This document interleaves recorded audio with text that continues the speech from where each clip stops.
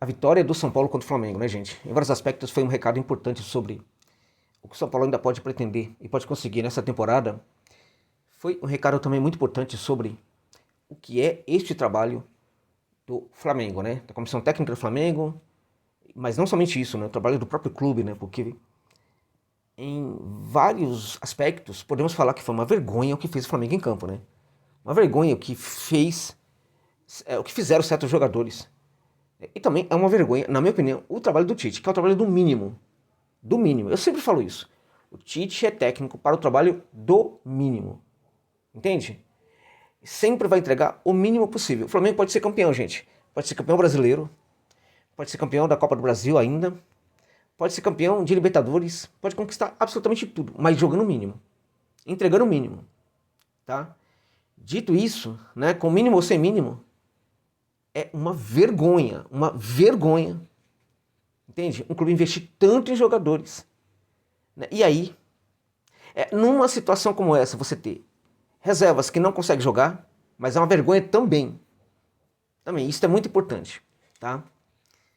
Priorizar competições. É isso, priorizar competições é outro absurdo para um clube que tem um orçamento tão gigantesco, investiu tanto em jogadores como fez o Flamengo. Bom, mas este vídeo é sobretudo para fazer um enfoque aqui no São Paulo, que conseguiu uma vitória importantíssima. Realmente é uma vitória, e não tem nada a ver com o fato de o Flamengo jogou com o time reserva. O time reserva do Flamengo é um grande time também. Tá? É um timaço. O problema é que não joga, né? Porque é um timaço. Então eu quero comentar com vocês sobre essa vitória do Tricolor, que para mim foi importante. Foi uma vitória para mandar recado, como eu disse. Tá? Havia muita crítica aí, inclusive, já começando a aparecer, né? E é importante que vitórias como essa aconteçam. A despeito do São Paulo ter perdido muitas oportunidades, né, para fazer gols, né? Mas, né, realmente foi um recado importante. Vamos comentar sobre isso? Vamos lá? Ó, antes, só chamar a atenção para o fato de que esse vídeo tem um patrocínio da OneXBet, que é uma casa de aposta que apoia aqui o trabalho, mas também não é somente por isso, né? É porque é diferenciada mesmo, né? A OneXBet. Se você curte uma aposta esportiva, se liga numa casa de aposta que não vai ficar te enrolando, não vai ficar te enganando e vai te entregar para você rapidamente o lucro dos seus ganhos, né?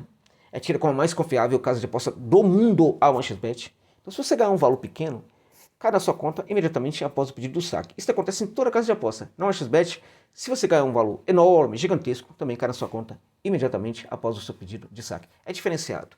Tá? Então, se você realmente não conhece, usa o link que está no comentário fixado, cadastre-se lá e coloque o código promocional XJ. Sabe por quê?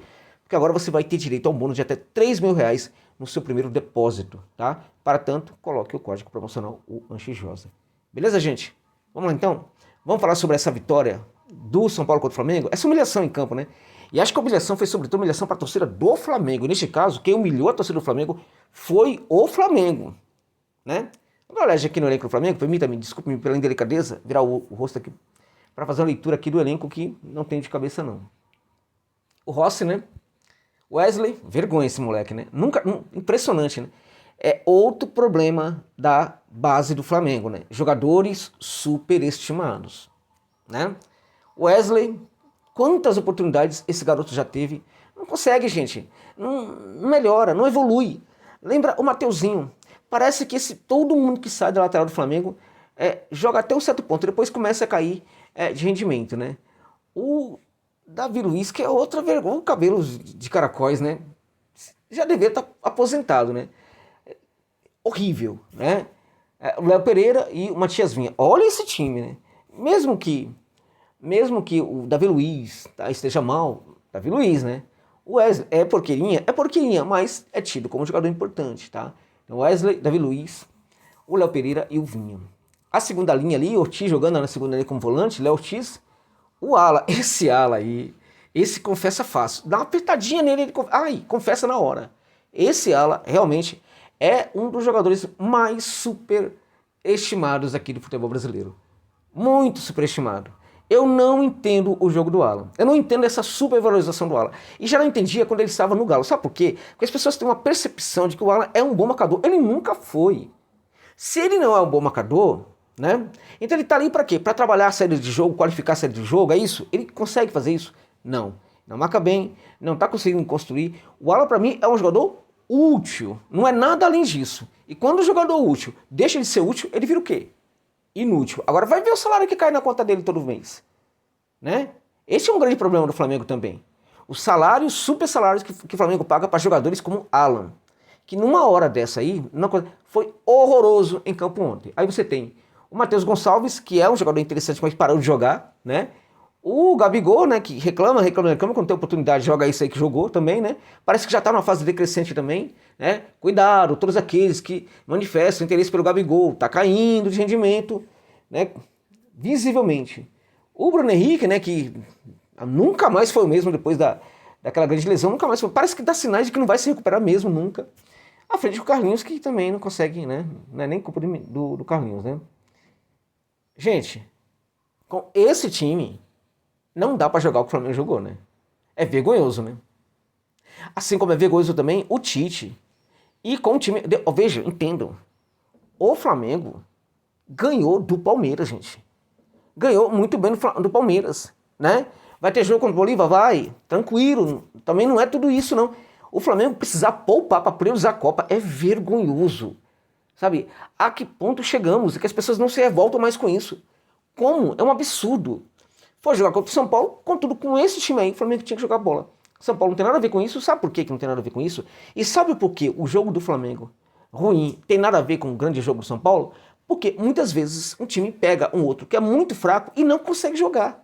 O fato é que nessa partida o São Paulo conseguiu jogar muito bem, né? São Paulo foi a campo com o Rafinha, né, que também já devia estar aposentado, mas enfim, né? O Arboleda, o Alan Franco jogou muito, Alan Franco, jogou demais, muita bola mesmo. O Wellington, né, que já está de despedida aí. O Bobadilha e o Luiz Gustavo, que jogou um bolão, jogou muita bola. Né? O Rato, que finalmente voltou a jogar aquilo que se espera dele, né? Pelo menos um pouco do que se espera dele. O Lucas, que foi um monstro em campo. Um monstro, jogou demais, talvez o melhor em campo. O Ferreira, que dividiu com o Lucas ali, né, a posição de melhores em campo na minha posição, na minha opinião. Para fechar, toca nele, né? O Caleri, tocou no Caleri, já sabe, né? É gol. Uma vitória realmente muito importante do São Paulo. O Flamengo, aí é assim, né? Aí a coisa tá indo pro brejo, né? A vaca tá indo pro brejo, então vamos colocar os titulares? Este é outro problema que eu não entendo aqui no futebol brasileiro. O que as pessoas não pararam para pensar é que quando você leva um titular para o banco, se esse titular ele não entra na partida, ele também está se desgastando, tá? Pode não ter um desgaste ali físico, pode não ter uma lesão, claro, né? Mas ele está se desgastando, né? Emocionalmente, né? Então, se vai com o time, tenha coragem, meu irmão. Vai com o time alternativo mesmo, né? E não leva titular para banco, além de levar, ainda coloca para jogar quando a vaca tá indo para o brejo, né? É falta de planejamento, é falta de confiança, é falta de tudo. O seu Tite é uma vergonha, né? Aí entrou Lucas, entrou o Gerson, né? O Arrascaeta, o Lohan e o Vitor Hugo. Adiantou absolutamente nada. O São Paulo também fez algumas alterações que, na minha opinião, funcionaram, né? Não muitas, mas fez e acho que funcionou bem. Agora, o primeiro tempo da partida, assim, o curioso é como o São Paulo teve chance, né? Assim, era muito fácil. Passava sempre pelo centro do campo ali do Flamengo com muita facilidade. Passava também pelo lado do campo, pelo amor de Deus, né? O tal do Wesley vai ter pesadelo. Teve, né? Pesadelo aí com... Vai ter a semana inteira pesadelo com o Ferreirinha, né? Agora, o São Paulo, quando chegava ali no terço final, né, demonstrava que precisa de alguma coisa, né? A articulação pro último passe e tal não estava legal. A finalização também não estava legal, não. Mas o São Paulo, o Rossi não fez grande coisa tal. Mas o goleiro que atuou no primeiro tempo foi o goleiro do Flamengo. Ok? No segundo tempo o São Paulo melhora, né? No fim das contas o São Paulo é melhor que o Flamengo, termina melhor que o Flamengo, tem o primeiro tempo melhor que o Flamengo, tem o segundo tempo melhor que o Flamengo também, tem um número de finalizações absurdas perto do número do Flamengo. E detalhe muito importante para você, que precisa ficar registrado, tá? Um clube como o Flamengo, independente dos jogadores que estão em campo, não pode sair de uma partida com 0 finalizações em direção ao gol. Não pode, gente. Não tem cabimento, tá? Não tem cabimento. Portanto, esse Flamengo, do mínimo, pode perfeitamente ganhar tudo. Pode não ganhar absolutamente nada. Ou pode ganhar um mínimo, né? Um título, né? Por exemplo, título grande, por exemplo. Pode ser isso aí. Então você que é flamenguista, vá se preparando para isso. Porque o Tite é o técnico do mínimo, tá?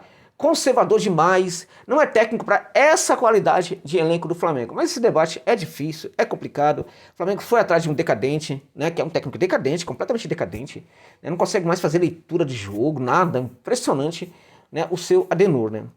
Por outro lado, acho que o São Paulo conseguiu, né, dar uma demonstração com a qualidade do jogo, que a despeito de estar com dificuldade nas finalizações, né, quando cerca muito e não consegue fazer aquela última grande jogada também, demonstra que tem muito a evoluir, mas, né, foi um jogaço do São Paulo. Tirando tudo isso, foi um jogaço do São Paulo, mostrando que tem condição sim de conseguir alguma coisa nessa temporada. Eu não descarto isso. Aí a torcida chora e que não sei o quê. E aí quando começa a sofrer muito, fala assim: ah, mas esse time é horrível. Esse time que se terminar em oitavo no Brasileirão, tá beleza. Esse time tá... Gente, o São Paulo tá em sexto. Tá na fase de classificação indireta para Libertadores de América, né? Iria para pré-Libertadores neste momento, o São Paulo. É isso. Né? O São Paulo está à frente, sabe de quem? Do Bahia, treinada pelo Rogério Ceni. Está com a pontuação. O Bahia tem um jogo a menos do que o São Paulo, mas mesmo que o Bahia vença o seu próximo jogo, o Bahia não passa o São Paulo. O Bahia empataria com o São Paulo e provavelmente nos números ali, os números do São Paulo são superiores ao do Bahia. O Bahia ficaria atrás do São Paulo, exceto se goleasse o seu adversário nesse jogo que tem a menos. Entende? O São Paulo está à frente do Bahia, gente. Tá? As outras equipes à frente tá um pouco distante, né? Estão um pouco distantes porque tem menos jogos do que o São Paulo. Mas o São Paulo está muito bem na competição. Então eu sei que o torcedor reclama muito, tem muita coisa para fazer no São Paulo, tem muita coisa que não tá legal no São Paulo. Né? Acho que tem muita coisa do clube que entra em campo também. Né? Mas o São Paulo não tá essa porqueira toda que às vezes os torcedores reclamam, principalmente quando a equipe perde. Eu ainda tenho muita confiança no São Paulo, tenho muita confiança no trabalho do Subeldia e acho que esse elenco e a sua comissão técnica pode sim ainda entregar um título para o São Paulo nesta temporada. Apesar disso, apesar de achar que um time grande como o São Paulo não pode desistir de competição, porque assim, não pode desistir. Ah, mas eu não tenho elenco, então vai lá e contrata, meu amigo, porque São Paulo tem que contratar. Ah, não tem dinheiro, tem que dar um jeito. Todo mundo sabe que isso não é problema, né? A despeito disso, acho que o São Paulo poderia perfeitamente pensar assim, priorizar, né, uma Copa. O Flamengo jamais. Então não dá realmente para entender essa postura do Flamengo, né? E acho até que seria aceitável se essa postura fosse a postura do São Paulo, meus amigos e minhas amigas.